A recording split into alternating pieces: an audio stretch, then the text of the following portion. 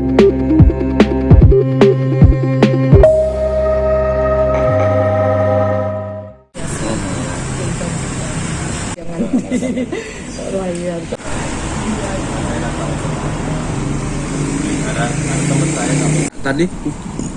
kelihatannya memang ada trauma ya.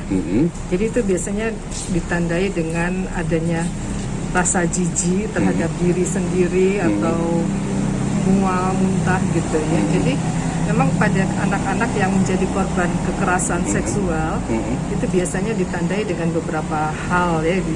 Ciri-ciri dari post traumatic stress disorder ya, gangguan stres pasca trauma ya. Jadi memang ada beberapa yang nampak, tapi ada beberapa yang belum nampak gitu ya. Jadi misalnya gangguan makan pada awal-awal itu kelihatannya nampak ya, karena dia merasa jijik, merasa bau misalnya ya. Kemudian gangguan tidur, sempat mengalami mimpi buruk, tapi kelihatannya tidak terlalu lama. Kemudian kalau menurut cerita ibunya kan ada kayak ngeces gitu ya, jadi itu kayak ada regresi, ada kemunduran ke tahap perkembangan sebelumnya gitu. Nah itu yang mungkin nampak pada saat ini, mungkin tapi tetap perlu ada pendalaman lagi. Yang akan kami lanjutkan dalam pemeriksaan psikologis berikutnya. Untuk kasus yang seperti ini Bu, kira-kira sampai berapa lama kira-kira si anak tadi bisa lepas dari traumanya? Ya, secara umum 6 bulan itu kalau ditangani dengan baik ya.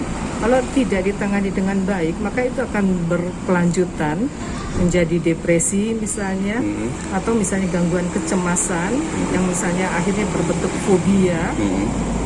Biasanya fobianya itu berkaitan dengan benda-benda tertentu yang ada kaitannya dengan kejadian.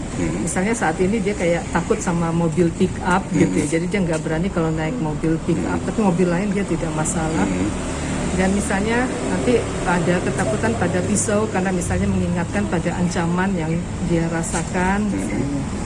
Ada kemungkinan nggak Bu, kalau kiranya sekarang dia kan jadi korban nih, besar nanti bisa juga aja jadi pelaku mungkin.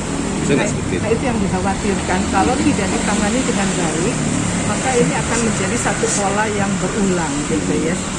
Kebanyakan para pelaku itu juga adalah mereka yang pernah menjadi korban sebelumnya.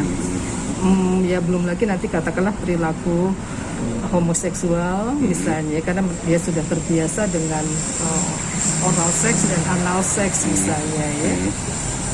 Untuk rehabilitasi ini tahapnya bagaimana aja nanti? Iya, jadi perlu penanganan psikologis untuk memberikan penguatan pada anak supaya dia bisa bangkit kembali. Makanya di sini dukungan sosial dari keluarga, terutama dari orang tuanya itu menjadi sangat penting, selain juga usaha kami untuk membangkitkan kembali rasa percaya diri dia, membangkitkan bahwa dia akan bisa melalui hari-hari yang buruk ini gitu. Apa faktor lingkungan sangat mempengaruhi Bu kira-kira?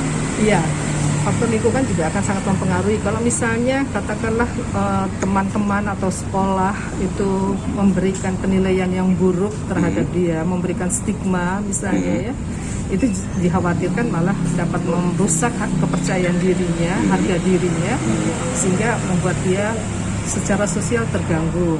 Memang sekarang juga kelihatan dia mulai menarik diri secara sosial. Dia agak takut bergaul dengan yang lain. Dan, saya masih mau melihat apakah secara kognitif konsentrasinya terganggu, kecerdasannya terganggu misalnya ya. Ini masih dalam proses pemeriksaan. Oke, cukup. 2 hari Pak.